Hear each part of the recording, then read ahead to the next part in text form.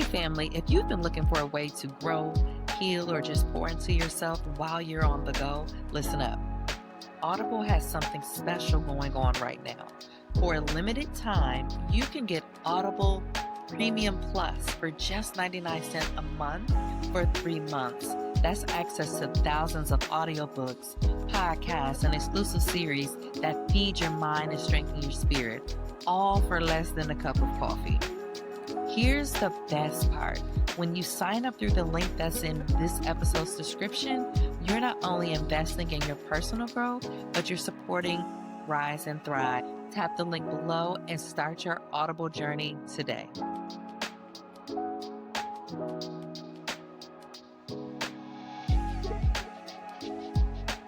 Good morning, and welcome to Rise and Thrive with Dr. J. Nicole, where we are rising in faith and thriving in purpose. Today, I am joined by Lamar Butler, affectionately known as LB. He is a young man striving for greatness, a graduate of the Alabama State University, and a proud member of Alpha Phi Alpha Fraternity Incorporated. LB has spent the majority of his life following the blueprint that was given to him by his grandmother. Do good in school, get a good job, enjoy life, and retire. While following the blueprint brought him much success, in January of 2025, he was met with an unexpected circumstance, and God is now calling him on a different journey. He's learning the power of trusting God and truly walking in faith. LB is a son, a brother, a godfather, uncle, and most recently, a husband who loves basketball, anime, and gaming. Welcome, LB. Hey, what's going on? Oh, that was beautiful. Hey, Thank you so much for that introduction. hey, it's your story. Look, I might need you to introduce me more often in spaces because I feel good. Ooh, yes, yes. Everyone says that, and that's always funny to me. I'm like, this is your story. Like, this is your life. These are things that you lived. I don't know if y'all hear something different when I speak, but hey, I'm I think it's happy the to way do you it, say happy it. to do it. But it's good to have you here. Thank you. It's an honor to be here. I'm so grateful for this opportunity. Yeah, I haven't seen you in 10 years since that HBCU Yes, White House initiative, like yes. HBCU All-Star Conference in 2015. We were in the same cohort. It has been so long, and we've both come so very far from that day and that moment. Absolutely. Yeah, yeah. It's a great moment, but I guess that's the beauty of like building your networks continuously along the way. And just staying in touch with people. And I guess that's where social media does come in handy, to be able to stay in touch with people and still have access. Yes. So today, LB and I are going to be having a very open and honest conversation about his recent journey of navigating administrative leave, a major career shift, and finding clarity in the unknown with powerful insight into accountability, healing, and past trauma, and the courage of waiting on God's timing. LB is going to open up about learning self, how to sit still, trust deeply, and grow intentionally. So whether you're going through transition, rej- waiting on God, or facing rejection after rejection, this episode will remind you that you're not being punished, that you are being prepared. And LB's story will encourage you, and it'll help you to not jump at the first opportunity, but to instead seek alignment with where God has truly called you to be. So you can expect some wisdom, some different insight and spiritual guidance. And hopefully this is going to be a refreshing take on what it means to be planted in purpose. Tell us a little bit about what led to your administrative leave and how did you process it? Oh, okay. So that is a it's one of those questions where like you want to just be flat out honest, but then you because of the space and where I'm coming from, it's like, do I play the political game? But the honesty behind it is we had a president elected in November that did not agree with how the previous administration ran things and did things across our government. So when that president got in January, one of the first Hmm. things that they decided to do our current president, what he decided to do was kind of pull back all DEI and DEIA kind of initiatives. And I was Correct. originally brought on as a fellow with AmeriCorps, an amazing agency that honestly shaped a lot of my professional career because I started as a program member, I brought on as a fellow for the work, and then the next 5 years of my life, from 2020 till January, I was all working for them and doing different work. But because I was aligned in the DEI and DEIA space, I was affected when they came on and said all things DEI are put to a halt and all people working in that space were immediately put on administrative leave. So that was the administrative leave part was like, oh, okay, I'm getting paid to sit at home. Not a big deal. I'm not going to trip about that. But I think the hardest part about that entire experience for me was watching the work that I had done for the agency be ripped down from the internet and essentially pulled from public view. Of course, they can't destroy anything because it's public record. It has to remain government policy. We had my office, my supervisor tasked me with building a podcast for the agency. So I was able to collaborate with our Office of Communications and Marketing, and we were building a beautiful podcast. And all Yeah. because of that one order and those decisions, I have to watch it like be pulled down from the internet. And so like I can say, yeah, I did this, but there's no true evidence of the work. So I think that was the hard part. Everything that I was doing and everything that I had done was having to be wiped clean from agency history, essentially. And that doesn't feel good when you're the one having to like go back and change the language and go back and fix this and fix that. And it's like, it's not fair. It's not right. This stuff should be able to live forever. And now it can't. All because someone or a group of people don't agree with what something stands for. And that's what hurt. Oh man, there's so many layers to that. Like, this is where you had been working for 5 years. You're building a solid, like building a legacy there, then creating something to be consumed by people. It's a form of legacy, right? And you're right. And also that it's still public record and it should go into the National Archives too. Yeah, right? Yes, I just So, believe we but have to they pull it are, from the public. go ahead.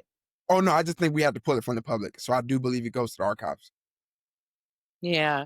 And that's just rough. I'm just thinking later, right? Because we won't have the same leadership forever. Hmm. You never know what might be restored. And then if it was already out there, it has blessed people.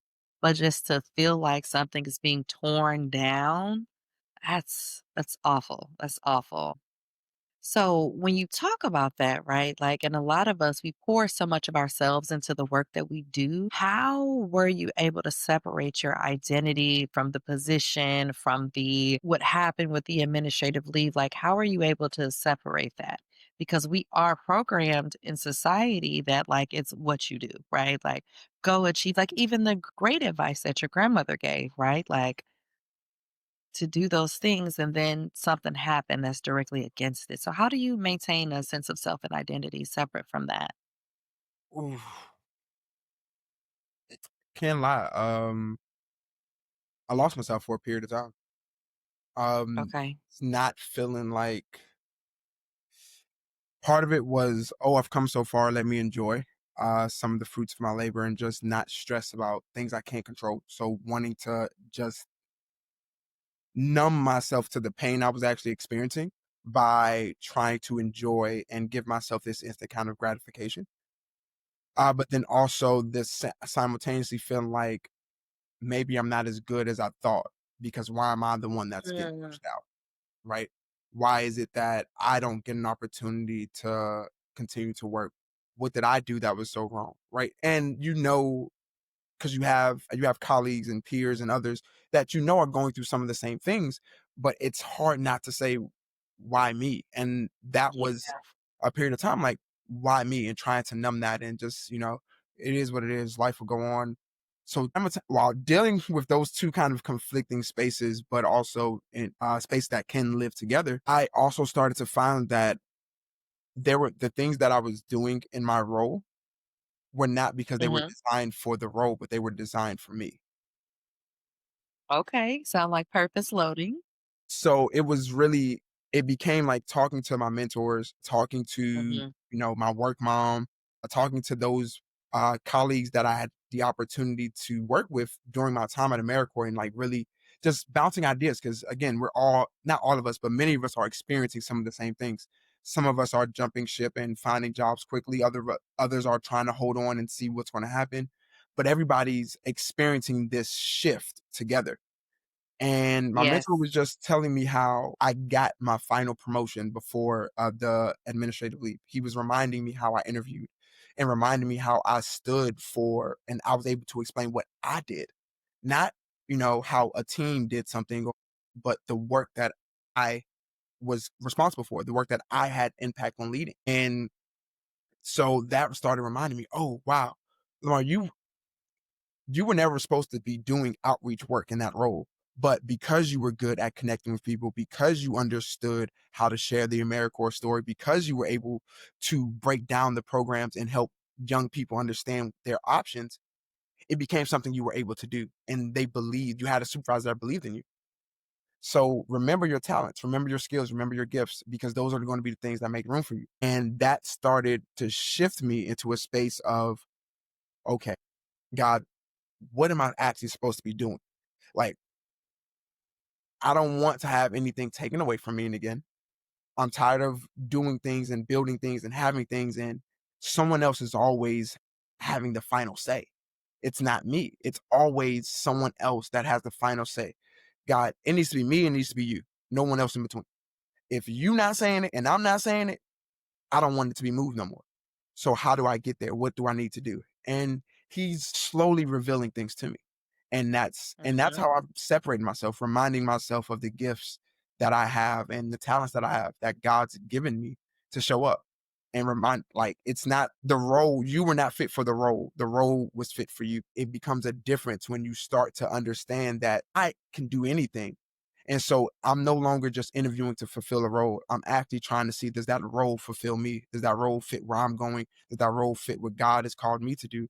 Because that has given me so much power, even in the job search process, to go in an interview and like hear what they're saying and understand that I don't have to say yes right now. I don't have to. Is that Right. God, is this what you want me to do? Is this the type of work I should be doing? Is this how my time needs to be spent? Am I going to be impacting or in the right with the right people that you need me talking to, shaking hands with, rubbing shoulders with, sharing my testimony with? Is this God? Is this it? And if it's not going to feel good. I'm not going to have peace with it, and I'm not going to desire it. Wow. There's so much in there, right?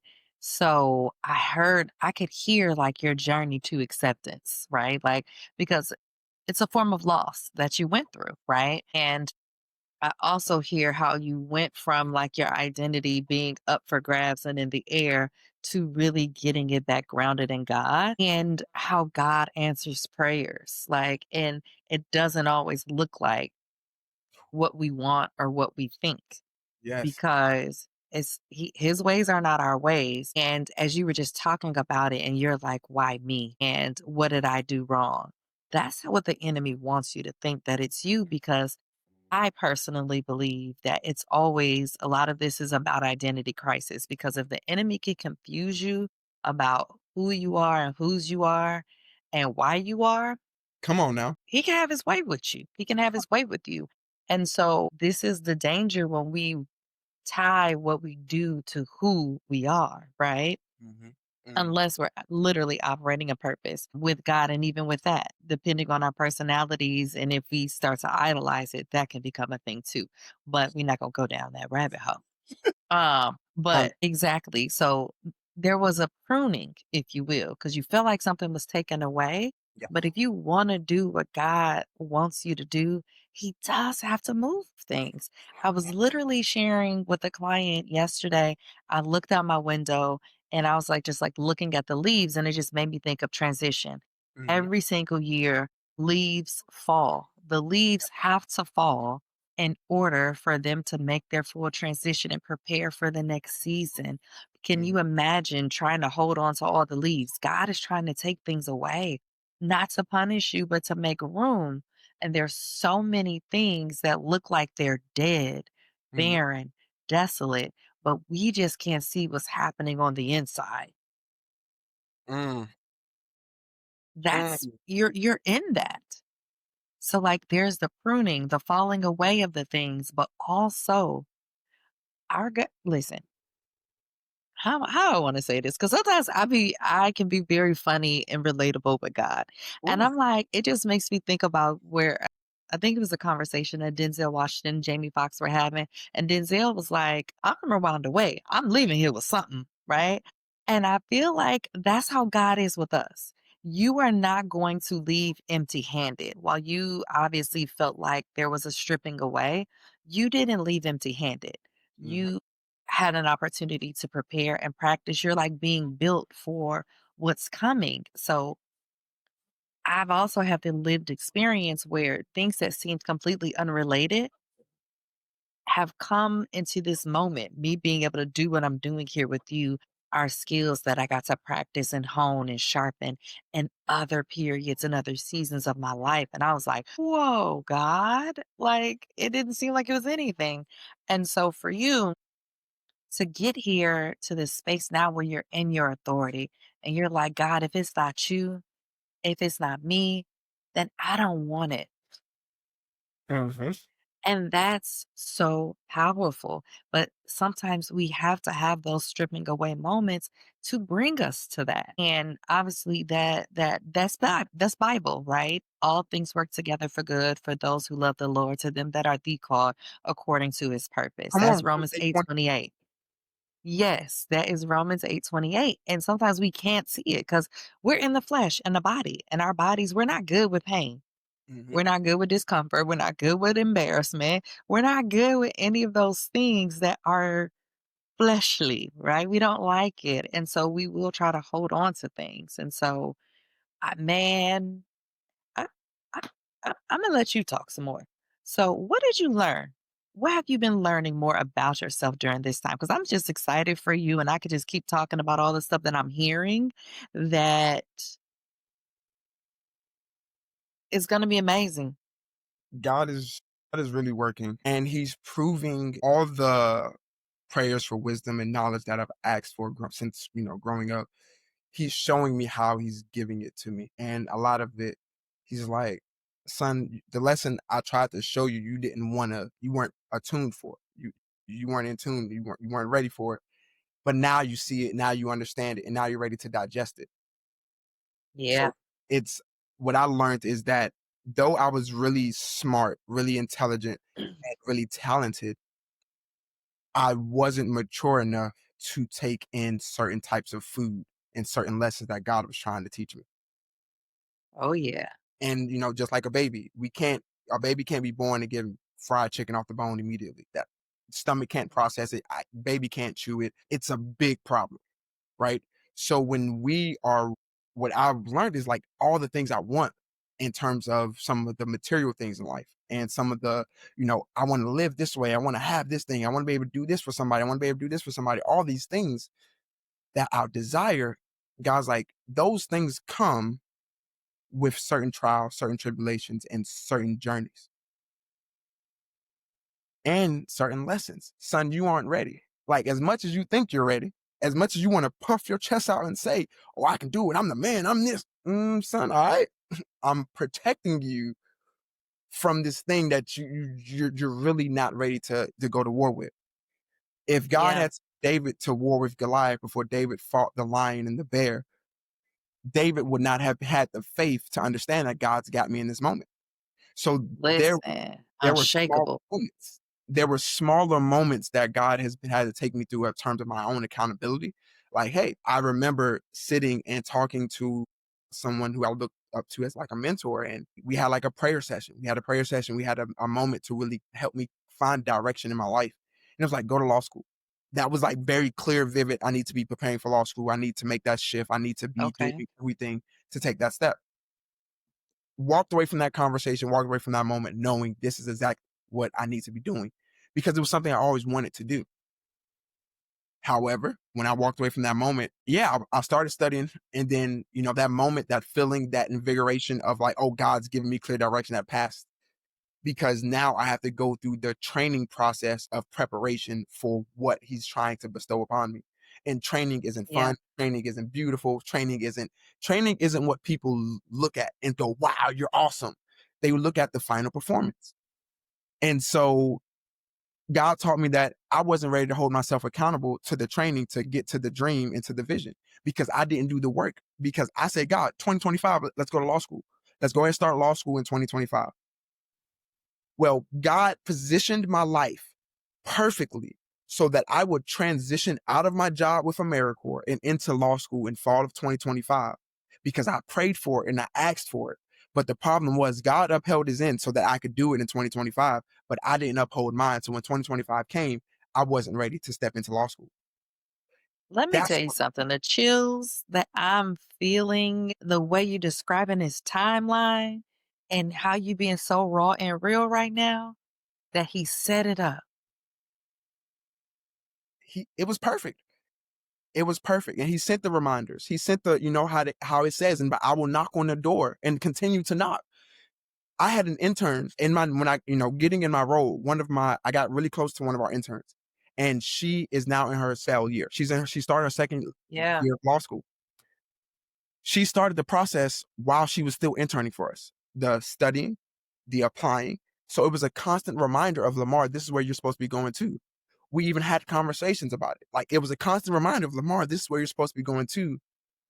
But I was so caught up in the making of the money. Oh, I got the time and I'll do it when I get ready. And I was so caught up in the static of life that the very clear direction that he had given me, I said, "Oh God, I'll come back to it. You've given me the direction. Cool. I'll come back to it."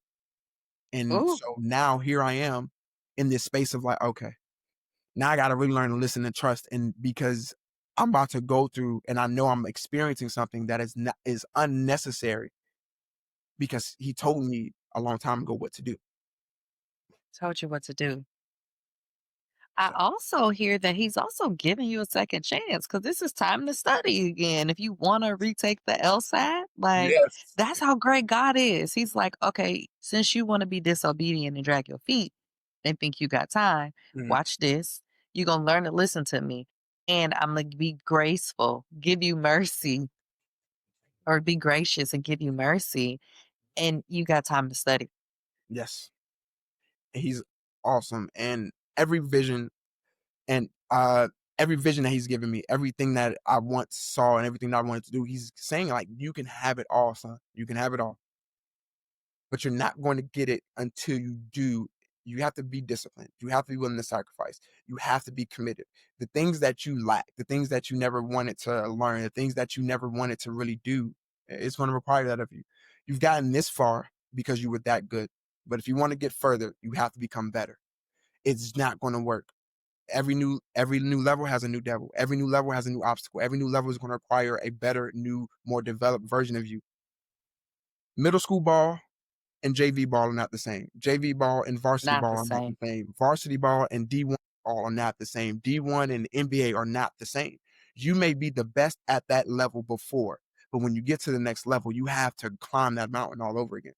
And that was something I was truly and uncomfortable with. Like I truly do not in my before this moment, before like getting into this space, I did not want to climb a mountain again. I did not want to have to go through all the I gotta show up and execute. I gotta be this, and I gotta show up this way, and I gotta speak this way, and I gotta do this because I had done it for 7 years.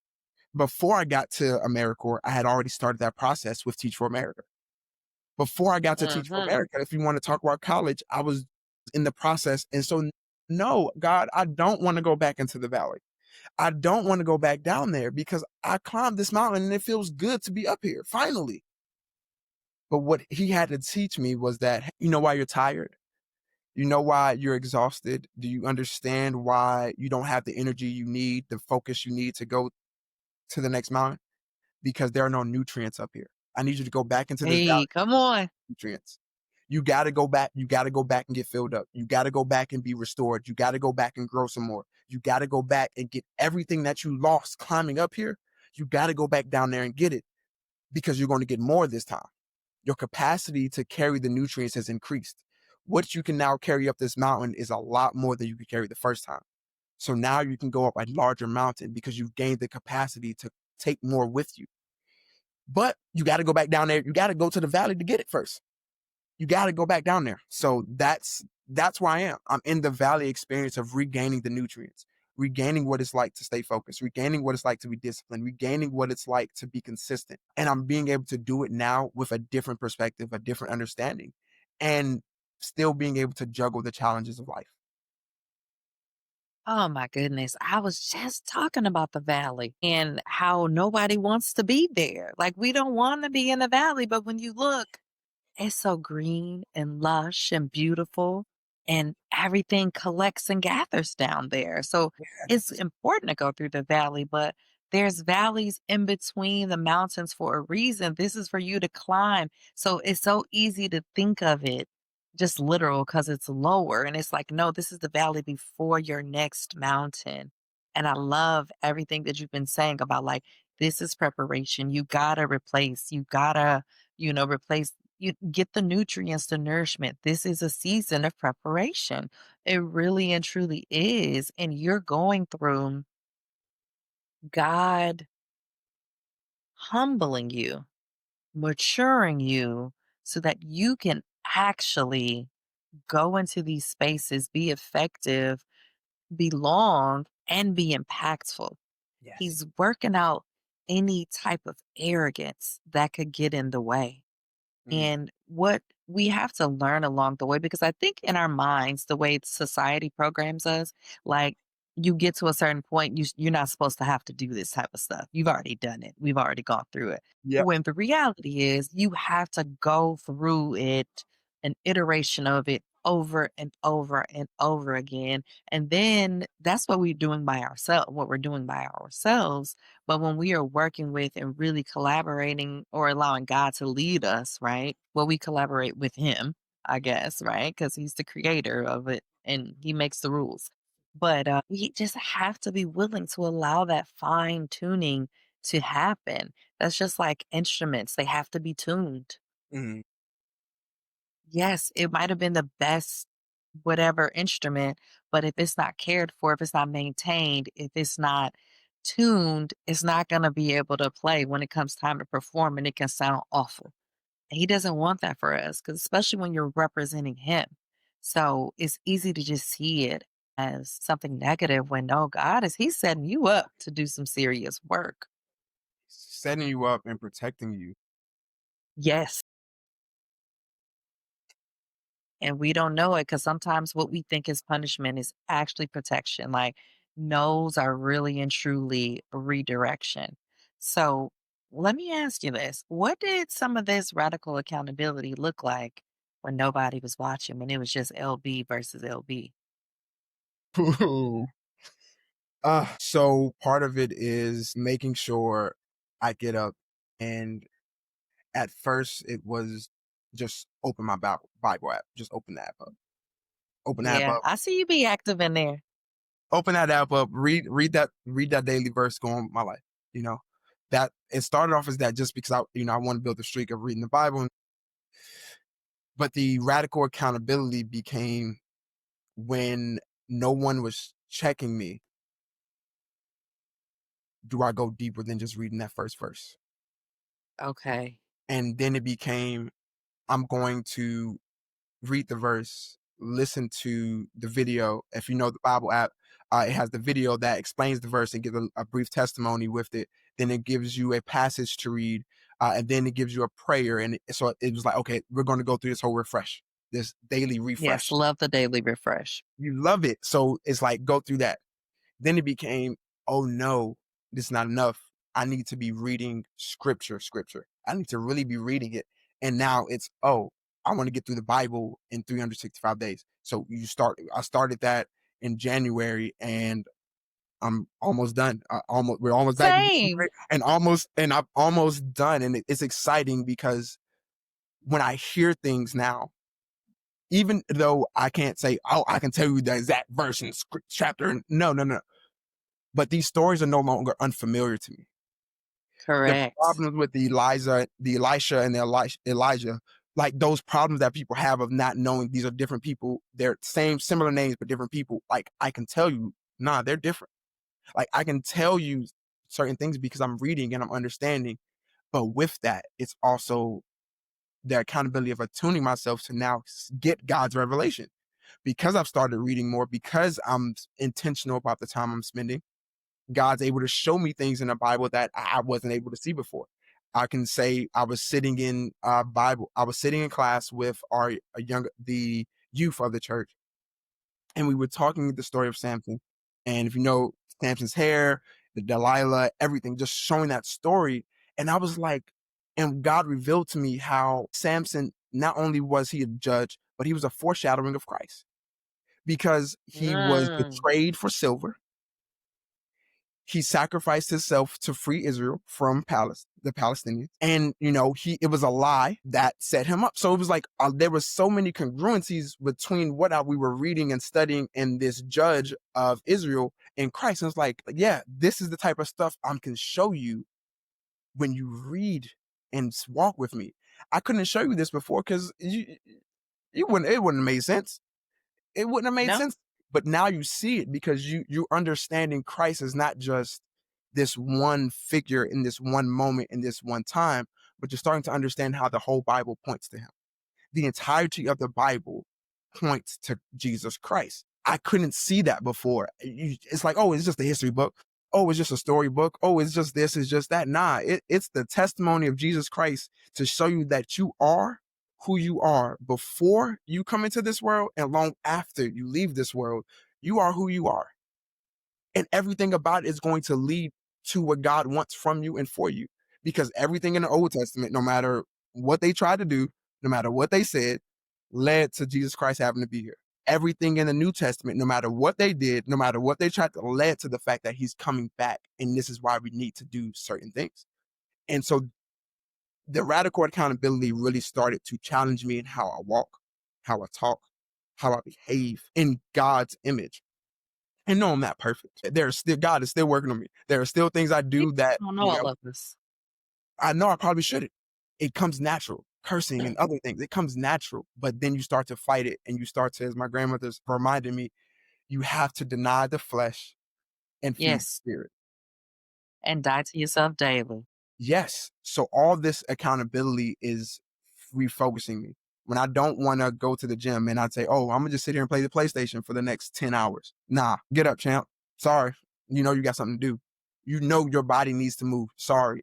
It feels good. Yeah, it feels good. You know you got some money. You ain't gotta go work for that money right now. You know you got some money coming in. You know you're good. Nah. What comes after? What do you want to Yeah. be able to do later? And so it started challenging me that in the moments that I would normally be idle, the moments that I would try to enjoy or reward myself for not doing anything, give yourself something to reward yourself for.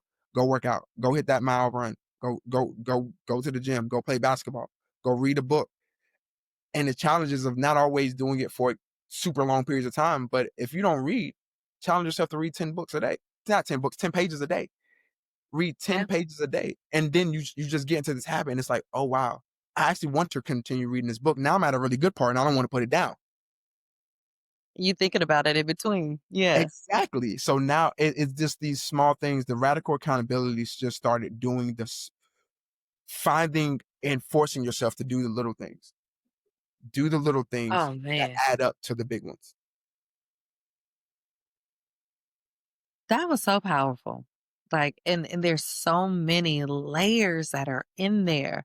So accountability created space for you to see yourself and to really grow. And so many different scriptures were going through my mind as you were talking. Like, he who has ears, let him hear. You know Mhm. what I mean? He who has eyes, let him see.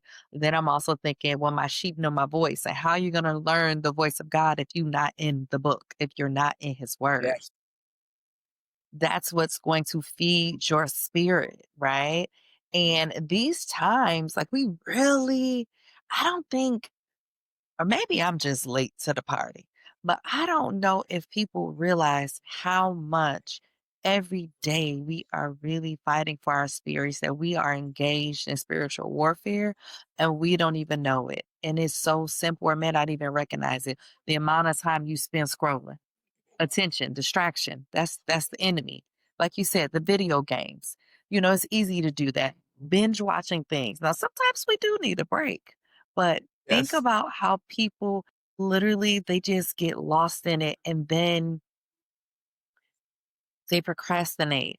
And then at the end, when the deadline is coming, and we'll use an exam, right? Because I'm Mhm. I'm getting ready for another exam that I got to take, right? This Ooh, in December. So I'm like, child, I started getting my prep stuff together, but it's like we're not gonna do is do all this other stuff. It's go mhm. time. You have a date scheduled. It's go. You know what to do. You've done this before, Yes. but that version of us that's just like, or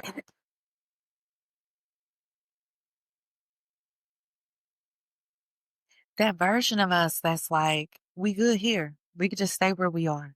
That Yeah. comfort, comfort is one of the biggest distractions.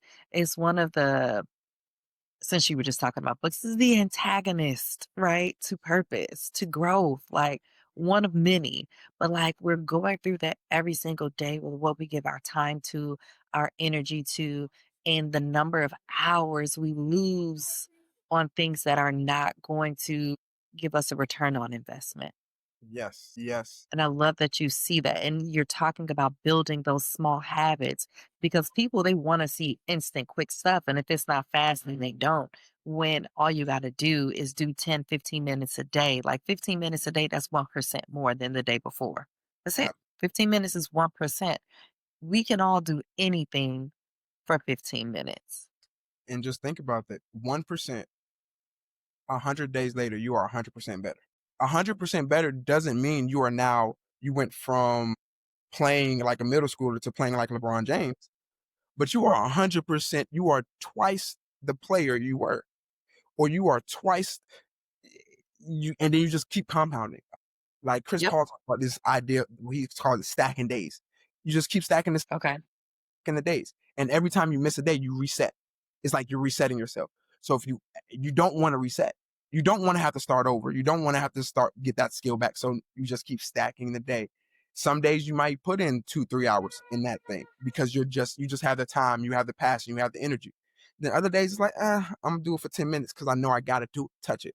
I gotta touch it. I gotta do it. And eventually you will be all that you've been called to be. You'll be all that you've been called to be. And also, something that I've learned in the last like year and a half. So, really, when you put God first, time expands for you. Resources don't seem to run out. Things and people just show up. There's no explanation. The money stretch longer. God's math is crazy work. And I just love the evidence he gives us. He gives us that evidence time and time and time and time again. Like, bro, my math don't make sense. It's never going to make sense. You're never going to understand it. I'm gonna take a jar with this much oil. Come on. I'm gonna tell you to pour, but it ain't gonna ever run out. It's just you're going to feel.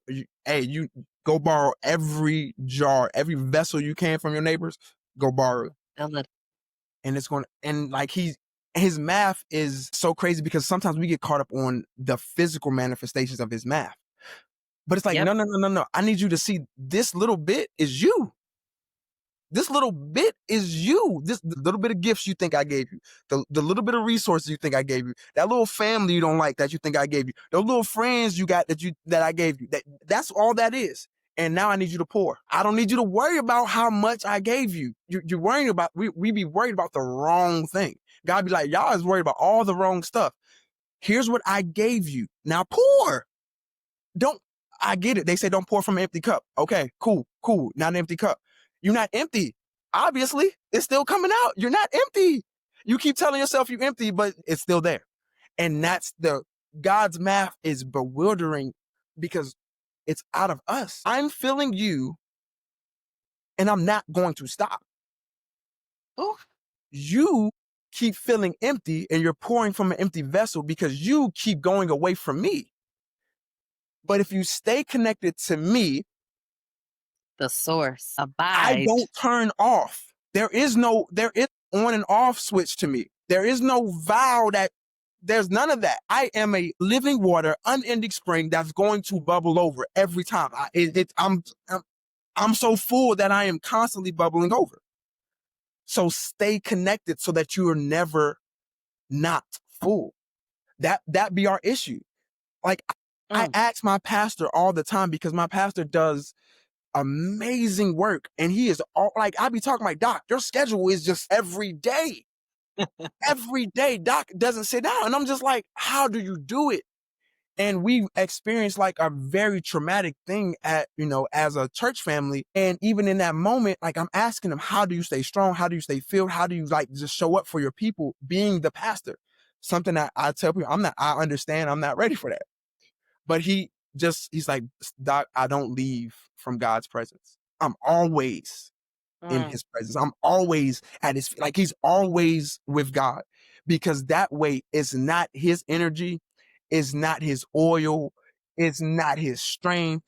Nothing that he's doing for God's people is coming from him. It comes from God. So he doesn't have to worry about his capacity, because God's capacity is unending. So he tries to impress upon Infinite. me so much like that, of just stay connected. And because he get on me like, I always want to talk to him, or he's like, you got God, you don't need me. I taught you, Oh, I trained you, you spent enough time with me to know all the stuff you asking me, all these questions, all these worries, all these things you want to bring to me, bro. Take them to God. I taught you that, not because I don't want to, but when you grow to a certain point, the shepherd has to worry about the sheep that aren't where you are. I've taught you enough to go directly to him. You don't have to come to me anymore. I don't have to be your intercessor. You can go directly to him. And that's what he impresses upon me. Just stay connected to God. Your energy, your strength, you will be filled. You will be filled. It tells us that we walk and not get weary. No, we'll mount up with wings like eagles. Like, we're going to have an energy that's unfathomable. yeah. And so, yeah, God's math is not our math. Listen, we could just end the podcast right now because that was a whole word. Episode done. But for real, if they don't take nothing else away, that right there, yes. Like, wow.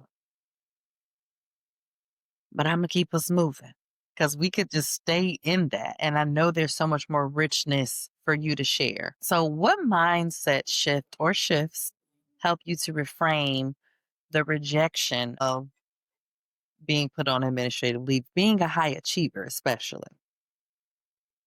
Us high achievers have an issue. We Mhm. don't want to hear no. We don't want to hear you did bad. We don't even like, I know for me personally, I don't want to speak to all high achievers. I was the child and the adult who didn't want to get red back on anything they gave it. I did not want to see Mm, red. Like, seeing those red marks would tear me apart. And so the ability to like reframe myself, it started with my second supervisor, or really my third supervisor at AmeriCorps. He was the first chief diversity and inclusion officer that we had at the agency. And what he did was acts like, when we wanted to send information out to the agency or get information to like leadership, he would be the one to disseminate the information. okay. But we had to draft the language and the memo and whatever. We had to draft it and send it to him. And if you've ever worked with executive level leader, and you know how a stifler for their voice they are. They want things to be in their voice. And so working Right. with him, sending the hey, this is what I think we should send out, and then getting it back like, I need you to fix this. I don't like this. I don't like this. I don't like this. It started the process of building the calluses I needed to get rejection. So it got me first, and it was just something small. It was just being comfortable with constructive criticism, being Hmm. comfortable with being told you're not the best, being comfortable being told you got growing to do, just being comfortable in that space. And I've heard it before, and this is the importance, I think, of having diversity and representation. I Hmm. had heard it before. I've been taught these lessons, but a lot of them came from Black women. So I heard them, I took them in, but it did not stick the same way it did when a Black man took me under his wing to say, I want to make you better. It just felt Okay. different. And it's not anything because I I credit a lot of my success to Black women, but seeing that Black man that Mm, looked like me, that came from a similar background from me, and like being in that space, really, I took to him differently. yeah. And so building those calluses, when it came time for all of this that is now happening, I was able to reframe things again after a period of time of going through some dark spots, to reframe it of stop giving them the power. They didn't take the job from you. They didn't fire you. They didn't put you on administrative leave. They didn't push you out. God is repositioning you for what he needs you to do next. Come on, reframe. And so when I started to reframe that, I started to look around me at what opportunities do I now have from where I am to be God's vessel. And what that has led me into is being more supportive of my friends and my wife and the work that they're doing, helping them build their businesses and chase their dreams and do the things that they need to do. Because something that God taught me while I was working in the government was strategy. He taught me how to strategize. He taught me how to project manage. He taught me how to dot my I's and cross my T's effectively. And Yeah. it's a skill that not all of my friends and all the people around me have. So God was like, hey, you're supposed to be doing things for my people in my glory anyway. So start doing things for my people in my glory by helping your friends achieve, Right by now. being the one, by they need some help. Go be help. Don't worry about where your money's going to come from. Don't worry about how I'm going to protect you. Don't you see the lilies of the field and how finely they are dressed? Your father loves you. Don't you think he's gonna Mm, take care of you just that good? Not even Solomon looked like that. So come on now. We have to understand that so it was like, okay, stop worrying about the little things. I got you on the big ones. Don't worry about that. yeah. I got you. You all that. I just need you to take care of these big assignments I'm sending your way. I got you on all that little stuff. I need you to execute on the big ones. And so then it was showing up for people, not being a victim, but repositioning myself as I have the power to change my entire situation. I just have to lean. I know where I have to lean. I know what I have to do. God, you're empowering me. You're not taking anything away from me. You're empowering me to use what I have and stop relying on man and start relying on you. Because where I And was, removing distractions. exactly, because where I was, I had gotten to a point where I was making really good money. I was comfortable and content with like, oh, I can just stay in this agency. I can rise. I can keep going up, and my salary will keep going. And I'm good here. I'm good. There's a pathway here that I see. But God's like, why are you putting limits on me? Like, what? Why are you putting limits on me? Like, I, I was Comfort. not calling you to just be in a role and just live this. Like, yes, that's cool. You will survive. You have a nice life. You might be a little happy, but you're going to miss out on all this that I got. And I want you to have it. And sometimes, and I truly believe he's going to fight for us to have what he desires for us to have until the day that we go home to see him. Until we can't do it anymore, he's going to continue to fight for us to have what he wants us to have. And so that's what it was. I reframed my entire thinking of not being this victim in this. I'm not I'm Mm, empowered to take control of my life now.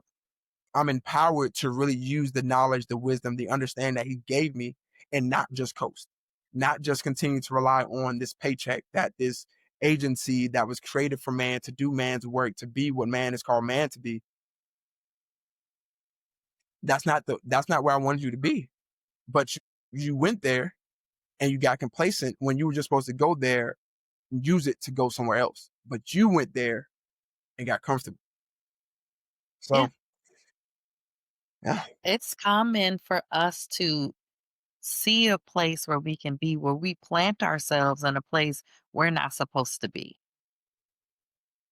How can I say this without telling the whole story? But I had an experience where I was somewhere and like you, I could see a path. I would have stayed who knows how long. And I loved the work that I was doing, the impact that I was having, but the organization was not supportive. It was Mm, toxic.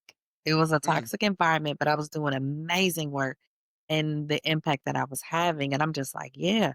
Oh, and like he was like, okay, I can see, oh, that's how much they make it. Oh, I can get there. I could do that. And God is like, He made sure I could not be at peace. So if Mm, you're ever in a space and you're not really and truly at peace in that space, there's disruption coming from somewhere. That's a marker right there that says God doesn't intend for you to stay here. This is just a stop off. And we want to get to comfort because we're taught get to this place like that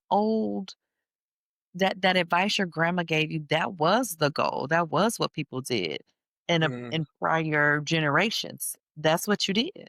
We are in a completely different type of space where, and it's not to say what she's saying wasn't good because it got you as far as it could. And God said, I got it from here. yep. That got LB where I wanted him to be. And now I'm going to take over, grandma, hand it over. And Many so yeah, exactly. And so he'll take us out of those spaces and places and we think this is it. We think we've arrived. And you're absolutely right. Because if I had stayed where I was, we would have never met. Number 1, then right. we wouldn't be having this moment. Mm. This podcast wouldn't exist. There would be no Dr. J. Nicole. Like, there would be none of this, right? Come on, If hindsight he is didn't come and disrupt. And he's not done. So I'm like, listen, I'm locked in. Obedience. That's you get fed through obedience. That's where the reward really and truly comes from. And he just will really set us up. So why do you think we rush to be planted almost anywhere, right? And how do we like unlearn that? I think it goes back to the garden. It goes back to this, we rush to have comfort and access. Mm, Eve was tricked because she wanted access to the same level of knowledge that God had. We want access. And access can be to anything, right? So we want access to people, we want access to resources, we want access to places, we want access to time, we want whatever it is that we want access to. We will rush to be planted somewhere because we believe where about to be planted is going to give us that access. yeah. So like, and I'll tell a story of like moving and sometimes like jumping from where you're planted to somewhere else. Okay. I desired to get into ministry, uh, like full time, like let me be in it, full time ministry. And this was around 2018 when I first got back home to South Carolina after graduating and starting my job as a teacher. I really wanted to get into full active and full time ministry. I took it to my pastor at the time, and we had a conversation. And so he loved the idea, but he told me up front, he was like, I want you to sit and learn first. So he wanted me to sit at his feet. He wanted me to like be with him, go when he goes to speak places, go with him speaking there, show up to church, learn, like really be connected to him to really see what ministry is like and live that And get life. the rhythm, the Yes. business. And Uh-huh. that's what he wanted So me you to don't do. have to build it while you fly it. Boom. So that's what he wanted me to do. Um, And, when you're in that phase, you're also given other tasks to show up in the church. So things that may not seem important, but things that I want to see, can you just be obedient? So it was like, hey, can you do the announcements for the church? Like, so I'm, creating announcements. I'm doing voiceovers, or I'm walking up to the front and reading off the announcements for the church and things of that nature. And I had done that for some time, but I was ready to start speaking. I had been speaking since I was 12. The first time I stepped on anybody's church or in the pulpit to give a sermonette, I was 12 years old. So here I am, to what, 20, 22, 23? I'm at this point, no, 24, and I'm ready to go. Like, I'm ready to like, yo, give me a Sunday, give me something. Give me a Wednesday. Let me do something. Like my ambition, and I'm wanting access to be able to share God's word, not from a selfish space, but I just love speaking. And if you really know me, those who know me, like once you get to talking Bible with me, I have a desire to know more. So I want to talk about it. I don't want to debate. I want to, hey, did you see this? Okay, so you see this, and like, can we like I get into it? So I just wanted to do that. But in his head and what he was saying, I wasn't ready. It wasn't the time. I needed to continue to sit and wait. So that ambition for me caused me to chase other things outside of God. So what Mm. God had planted me at home to grow, because I had went home after losing my mom for very intentional reasons. I went home for it. But because my ambition and desire to was not being met where I decided to dig up my roots, not worry about anything else God had said, anything else God was doing around me. I was worried about what I wanted in that moment. So I wanted to go rush to somewhere to find that. Yeah. And so I left and I found, again, I found exactly what I was looking for. I found a place that gave me the opportunity to speak and to be around people and to share God's word, which was great. That was the great part about it. The bad part about it was all of those relationships and all those people weren't the people God wanted me to be doing all this stuff with. So I wanted to rush into comfort, into a place where I feel validated, where I feel heard and recognized, where you hear I. That's all these Yep. I's. And God was I hear like, that pride. no, that was never the purpose in the first place. Like it wasn't about you and what you wanted. But that's what I rushed to. And then I found myself in an environment where I gave way more than what I ever would receive in return. Mm. And that's not what God wanted for me because I wasn't in a space in my life to where I should be giving in that way. And so I think it's super important that we recognize those things and so when we rush to plant ourselves because we feel that comfort, we could be a type of plant that needs to be in a tropical rainforest. But Right. we just planted ourselves in a desert or in the savannah. These are not the same climates and these are not the same situations. These are not the same type of So environment. good. They don't have the same nutrients. They don't have the same predators and prey. They don't have the same pollinators. Nothing that a plant needs is the exact same in these locations. So it's like we've rushed to go be planted here in the savannah where it's, oh, I get the sunshine and, oh, there's some animals here and it looks so beautiful. And it's not all shady and muggy and the clouds ain't in the way and the rainforest and all. It's beautiful. But now you're getting burnt because you needed the cloud cover to protect you from the sun 8 out of the 24 hours of the day. But because you left, So you only are good. covered 2 hours of the day. So now you're overexposed for 6. And it's just this thing of like, we be wanting to go where we think we're comfortable. And God was like, I gave you the environment I needed you to be in because there are things you don't understand about you yet that I'm protecting you from. I'm protecting you Mm. from you. Mm. It's like like when people rush to go to Atlanta or to LA or to the big city because they're tired of living like the country, the slow lifestyle, right? Yeah. Before they're ready to go. I'm not saying jumping out on faith if God has told you to go is wrong, but if you jump out there before you're ready, those are the individuals you start to see going through the chaos of the big city, the people that get taken advantage of and are called the country bumpkins, and the people that don't know nothing and they're easy play in the big city because we went to an environment that we weren't supposed to be planted in and planted ourselves before we were ready. Maybe when you get to a certain point, you are able to replant and now deal with that new environment because you've built what you needed to build for yourself. The understanding, the toughness, the finances. We be wanting to jump places and can't even afford to live where we are.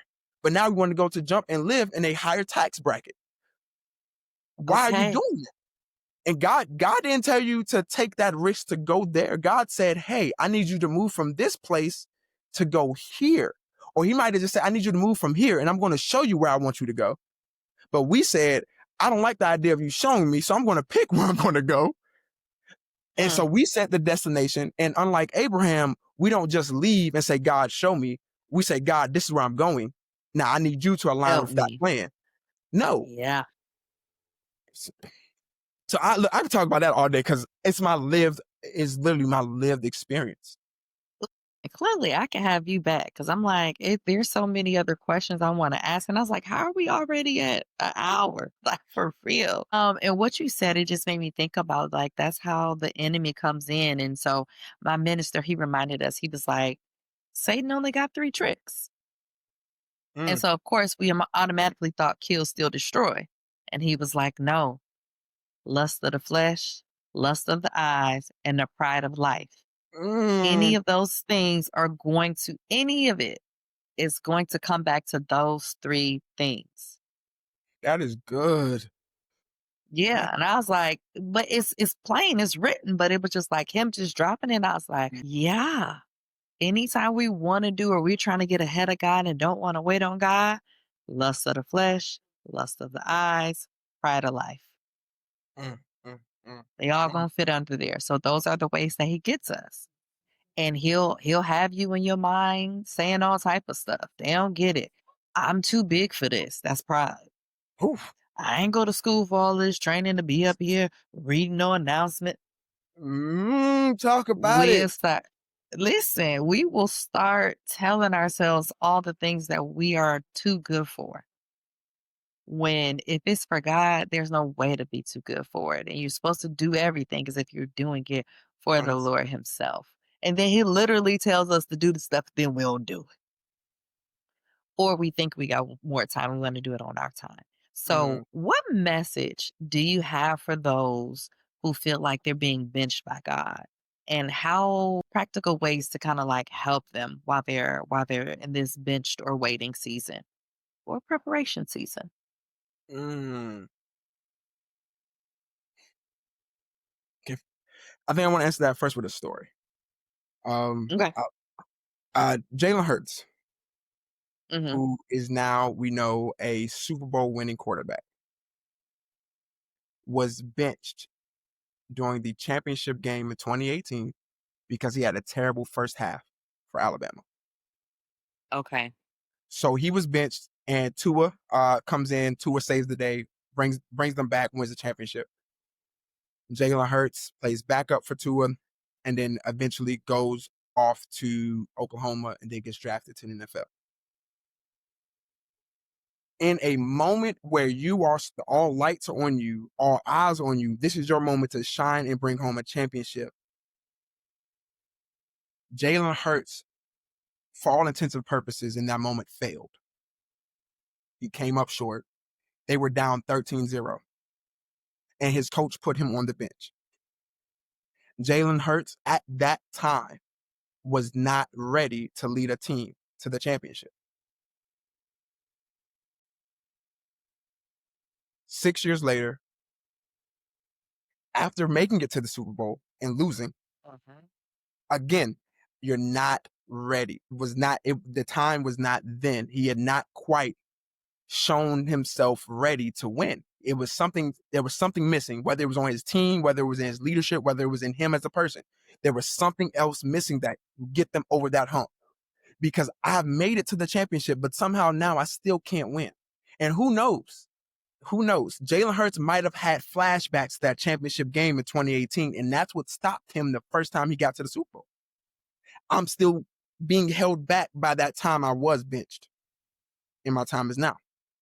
But this Yep. man who's benched took the time to get better, to never doubt himself, to not give up on himself, and now he's a Super Bowl champion. I may not have won that championship in college, but I went on to be a runner-up to a Heisman. And now I'm a Super Bowl champion, which all college champions want to win this Super Bowl. I've done that. So when we feel like we're getting benched and we're in a moment of this preparation season, don't wait and twiddle your thumbs. Don't wait and just, my time's going to come, and when my time comes, then I'm going to get to work. Because God didn't tell Noah to build the ark when it was raining. He told Come Noah to on. build the ark before the rain came. Not a drop, not a cloud in sight. Nothing.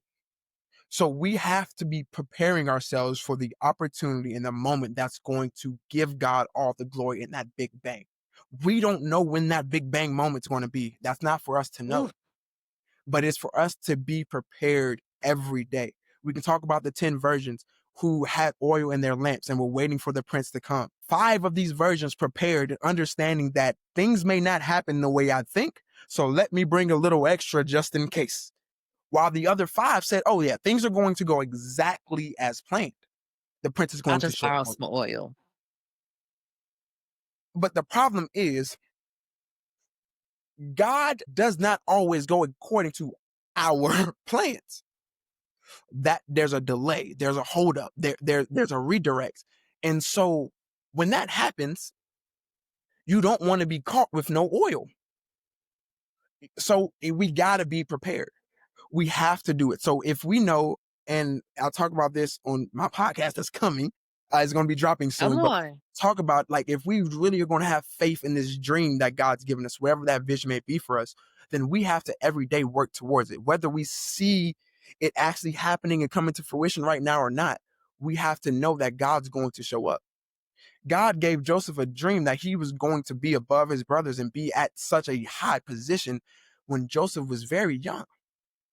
Joseph told his Mhm. brothers this and was thrown into a pit. And from that position of being in the pit, how, God, are you going to make this dream come true? I'm about to be dead. But then And I'm then he so, went to jail too and sold yes. into slavery, all of it. And he goes through all these things. And at no point is it like, okay, God, you told me this, but what's going on? But he never loses faith. He never stops being a good person. And he continues to trust that God, whatever you said is going to come to pass. I just need to keep trusting in you. And then he ends up being the right hand of Pharaoh. So Yep. there's only person that has more power and authority in this kingdom of Egypt. And if people know Egypt, you know how powerful of a nation that was. The only person was Pharaoh. So we have to be willing to trust God, even when it doesn't seem like the vision he has for us is coming to pass. Continue to work, continue to improve yourself, continue to show up, continue to operate in excellence, because he will. It may not be in 1 year. It may not be in 3. It may not be in 5. It may not be in 10. Jesus Christ didn't start his ministry till he was 30, but he could have started it when he was 9. He was kicking it in a temple as an adolescent. Mhm. So he could have been Okay, maybe started. not kicking it, but He was answering questions. He was kicking. He was talking and answering questions. And I hated, like, you got to be that young and to be in. So if Jesus Christ himself said, I ain't got to pop out till I'm 30, we don't have to worry about being pushed or forcing ourselves to do something before we are ready, because there's a divine timing to everything. We just need to stay attuned to yes. God. God will prompt us when it's time, because when God was ready for Jesus to start his ministry, he had Jesus go get baptized in front of people. And then he took him into the wilderness to be tested, Mm, because I believe your time is now. But to ensure that you're ready, there's one final test for you. mm. So let's go. I anointed you in front of people, because when you came up out of water, the Holy Spirit came down like a dove, and from the heavens, sir, this is my son with whom I am well pleased. Yeah. So I've anointed you as my son. The world now knows you are my son. So son, don't let me down. We got one test before you can go out and start doing what you've been called to do. One more. But it's going to be you. It's just going to be you. And everything I filled you with is you, and everything I filled you with versus the main enemy that we're going up against. Go out there and come back victorious. So he led them into the wilderness before he could ever start his ministry, because he had to test and make sure his son was ready for what he was going to be stepping into. And so that's for all of us. We are going to get benched for a while, but when our test comes up, we have to show ourselves approved. And that goes to show, God, it goes into 2 Timothy. Study that word to show thyself approved. Like, we have to show ourselves approved Come and on. ready for God's test. And then he's going to release the blessings and everything of our kingdom to us. Because as soon as Jesus passed that test, what saw happen? He's doing miracles. The world's following Ooh, him. All the great things, all the things that we know Jesus for start happening after he passes the test and God releases him to now go do his work. We got to pass the test. We want to go do the work before we can pass the test and show that we're qualified. So stay Or bench. we're ready to quit when we're in the test. We're right there. We are one step away, one act of obedience away, and we sabotage it or we give up Hmm. because we thought we had arrived or we're entitled. Yes. I needed to hear that. That was so good. I'm just Yeah, gagged up. Lamar, go ahead. Hey, I just let the good Lord use me. That's all. That is all. Listen, that was so good. We definitely got to have you back because I feel like there's so much more to go deeper into here. And I can't wait for your podcast to drop. So just let me know whenever that is and how I can support you. Totally here for that. And so I want to wrap us up with the signature question. Hmm. If you could leave the audience with one powerful truth to help them to rise and thrive, what would it be?